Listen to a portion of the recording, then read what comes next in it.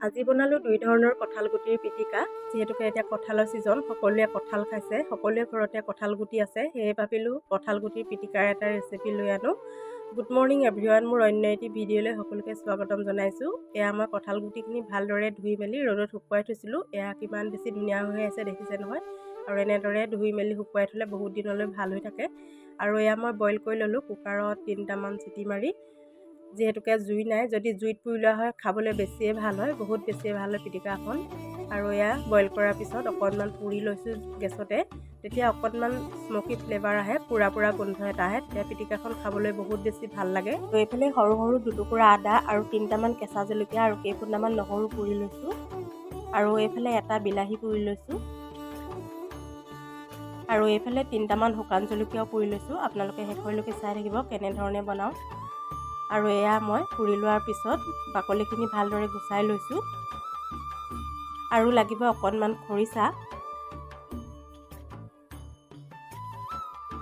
আৰু বিলাহীটো ভালদৰে গুচাই ল'ম। বিলাহীৰ গুটিখিনি নিদিওঁ, যিহেতুকে বিলাহীৰ গুটিখিনিয়ে কেতিয়াবা পেটত ধৰে, পেটৰ কাৰণে ইমান বেছি ভাল নহয়। আৰু এয়া সকলোখিনি যোগাৰ কৰি ল'লোঁ। কেঁচা ধনিয়া কাটি ল'লোঁ, পিঁয়াজ কাটি ল'লোঁ, বেলেগ জলকীয়া পুৰি ল'লোঁ। আৰু এইফালে কঁঠাল গুটিখিনি গুচাই ল'লোঁ, আদা নহৰু। আৰু এতিয়া এখন পেন পাতি অকণমান মিঠাতেল দিছোঁ। তো তাতে কেইটামান মেথি গুটি তেলত ফুটুৱাই ল'ম। কেনেকৈ বনাওঁ কি কৰোঁ চাই যাব।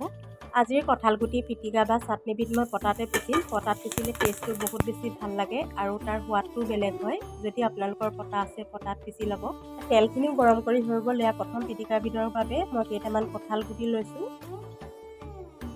আৰু এয়া কাটি লোৱা সৰু সৰুকৈ অকণমান পিঁয়াজ আৰু কাটি লোৱা ধনিয়া, কেইফুটামান পুৰি লোৱা নহৰু আৰু পুৰি লোৱা আদা দুটুকুৰা লৈছোঁ। আৰু এটা শুকান জলকীয়া পুৰি লোৱা আৰু এটা কেঁচা জলকীয়া দিছোঁ। জ্বলাটো আপোনালোকে নিজৰ জোখমতে ল'ব। আৰু এয়া পুৰি লোৱা বিলাহীটো দি ভালদৰে খুন্দি ল'ম।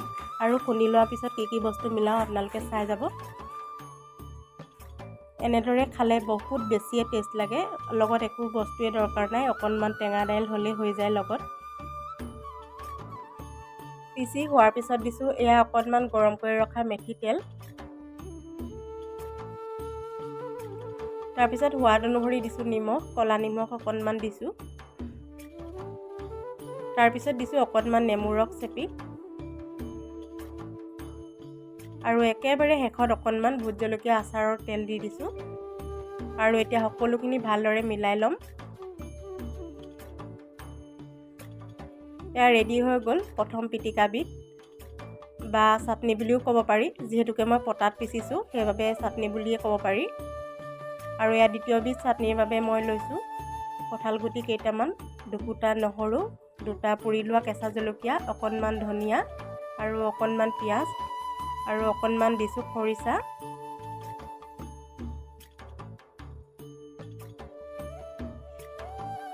আৰু এতিয়া সকলোখিনি পিচি ল'ম ভালদৰে। এয়া ৰেডি হৈ গ'ল দ্বিতীয়বিধ পিটিকাও। এয়া মই সোৱাদ অনুসৰি অকণমান নিমখ দি দিছোঁ, ক'লা নিমখ, আৰু একেবাৰে শেষত অকণমান কেঁচা মিঠাতেল দি দিছোঁ। এয়া ৰেডি দুইবিধ পিটিকা। আৰু আপোনালোকে এবাৰ ট্ৰাই কৰি চাব, সঁচাই খাবলৈ বহুত বেছিয়ে টেষ্ট লাগিছিল। যদি ভিডিঅ'টো চাই ভাল লাগিলে আপোনালোকে শ্বেয়াৰ কৰি থ'ব, তেতিয়া কেতিয়াবা বনাই খাব পাৰিব। আজিলৈ আহিছোঁ, ধন্যবাদ।